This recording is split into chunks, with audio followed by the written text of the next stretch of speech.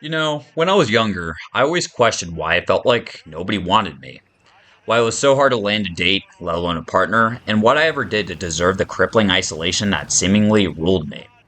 When everybody else was finding their life partners, I was sitting there stuck in a lonely and utterly hopeless pit when it came to my dating pursuits. Or, at least, that's what I thought. Dying alone was always such a massive fear for me, and maybe that's something some of you guys can relate to. And to be honest, I never thought I would ever be in the position I'm in now. Getting over my social anxiety, finding a long term partner who I've been with for nearly 2 years, and no longer having to worry about whether or not I die without ever going as far as to kiss a woman. So, in this video, I wanted to go ahead and talk to you about how I got over my dating struggles and the lessons I learned during that journey so that maybe you guys can do the same. Or I don't know, maybe at the very least find it semi helpful. So, with all that out of the way, I want to begin by talking about what kind of person you're portraying yourself as and learning how to taper down your expectations. I'm sorry if this comes off as shitty or harsh, but it's something that I genuinely had to learn the hard way, and it's a situation where the sooner you actually fix the problem, the sooner you'll see meaningful results. So, I'm just going to go ahead and keep it blunt, real, and straight, and what I'm going to say is in order to get a partner worth keeping, you need to start off by being somebody worth dating. The biggest question I want you to ask yourself is, would you genuinely want to date you? For myself, my answer was no. When I started asking myself that question, that's when I realized how entitled I was when it came to relationships. Like I thought I was deserving of a partner of my dreams, healthy, gorgeous, smart, yada yada yada, when I had absolutely zero of those attributes. I didn't do much, had barely any drive, was overweight and unhealthy, and was at most probably a 4 or 5 out of 10 on a good day. Yet here I was questioning why 10 out of 10s wouldn't pay any mind to me. It's because I didn't pay any mind to myself. If we want to have those partners we crave, then we need to try our best to actually put ourselves in a position where we can be like them, or really just be dateable. You may question why people like crackheads and hobos can find themselves in relationships while you're stuck single. The difference between you, who's single, and that crackhead with 13 different baby mamas isn't because that crackhead is a Casanova with the sex appeal of Johnny Sins. It's because that crackhead stays in his league and goes for people like himself. That crackhead who's tweaking on the side of the street, rambling about the bugs crawling under his skin and how Jesus Christ himself told him that he needs to fulfill his holy mission of stealing all the copper wiring he can for the holy battle against Satan. Mr. Crackhead here seems very delusional, but the truth is, maybe we were the delusional ones. We need to make more of an effort to learn from the tweakers in our lives because in between the insane ramblings, drug fueled mania, and tweaker on tweaker violence, Mr. Crackhead here has a wisdom to know that in order to get a 10, you gotta start off by being a 10. So let's work on being a 10. But hey, I do know that was kind of a wild and out of pocket example, but I really think it does hold some water. What I really want you to get out of that is really just learning how to develop yourself at the end of the day and learn how to increase your self worth. So, bringing this back over to my experiences, like I said, I always felt pretty entitled, didn't do much of anything, and was an ugly duckling to say the least. As that realization sunk in, that's when I started my progress. These factors and attributes did not define me, they were fluid, dynamic, and capable of change, and so was me being single. I wasn't doomed to die alone. I was able to change that outcome, and how did I? I changed that outcome by learning to prioritize my self development one attribute at a time. For instance, I started off with my weight and health. Throughout my life, I was always pretty obese, didn't go to the gym whatsoever, and was always so insecure about that aspect of my life. It was exhausting, and I got tired of that. And so I began by taking the steps to overcome that obstacle by nearly dropping 50 pounds. And then once I got to that point, I started lifting, was able to pack on a ton of muscle. After that point, I wasn't the 4 out of 10 I thought I was anymore, and I noticed I actually felt pretty proud of my progress for once, and others noticed that as well. I started becoming the kind of person that I wanted to date, and so with that goal checked off, I moved on to the next, and so on, one insecurity at a time. The point is, what this really taught me was the importance of learning to value myself.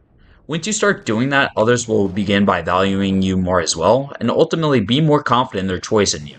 So let's start working on those insecurities and grow from them instead of just accepting defeat and complacency. Because guess what? You're not doomed to die single. I know this is all hard, but it becomes easy once we start adding up those small steps of self improvement to get to that end goal. You have what it takes, so start walking.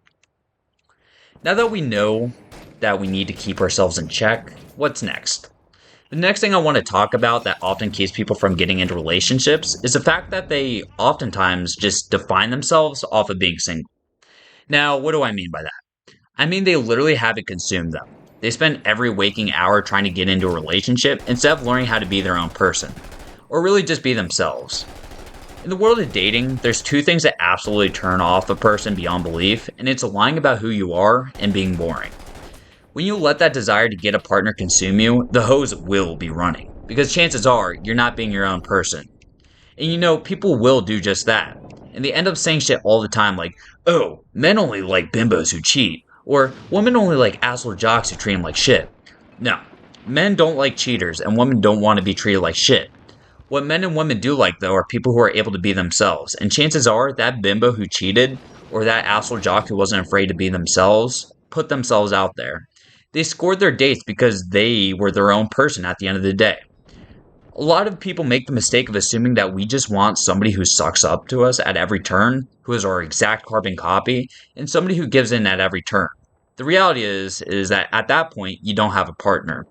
You have a servant who just caters to your every whim, so please stop being a suck up and learn how to start being yourself around people, instead of just catering to everybody but yourself. Because if you do that, they're not gonna fucking respect you. You'll gain a lot more respect when you start caring about you just as much as you care about the other person. Now, let me reiterate, this does not mean that you need to be selfish or just be an asshole at the end of the day. A huge part of sustaining a relationship is sacrificing parts of yourself to make your partner happy. Like whether it's watching that shitty romance that makes you want to commit toaster bath or hearing her talk about the same story you've heard 7 times now, all the while you act like it's the first time you heard it. Because guess what? If they're worth keeping, they'll do the same for you. Just learn how to balance that while also doing things that you want to develop yourself as a person. Now that we know that we need to stop being a suck up, how do we learn how to be a more interesting person? We can start by being an interesting person by actually doing the shit that we like to do.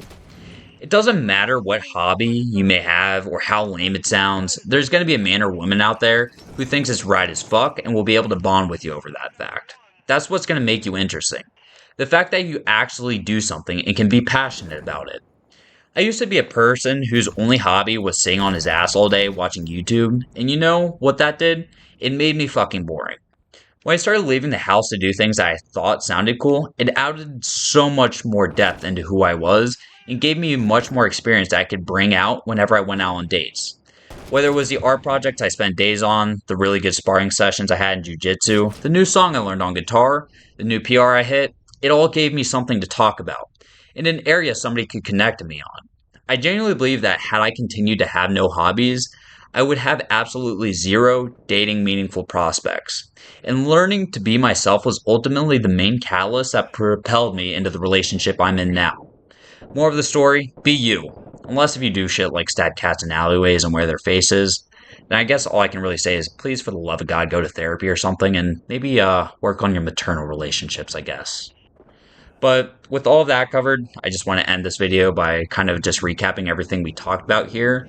And whether it's learning to build yourself up into the kind of person you would want to date, learning how to be your own person, picking up hobbies to develop yourself, and most importantly, finding wisdom through crackheads, you can find that meaningful connection you covet in life by actually implementing all these things in your life. I know you can. I know you got this one step at a time.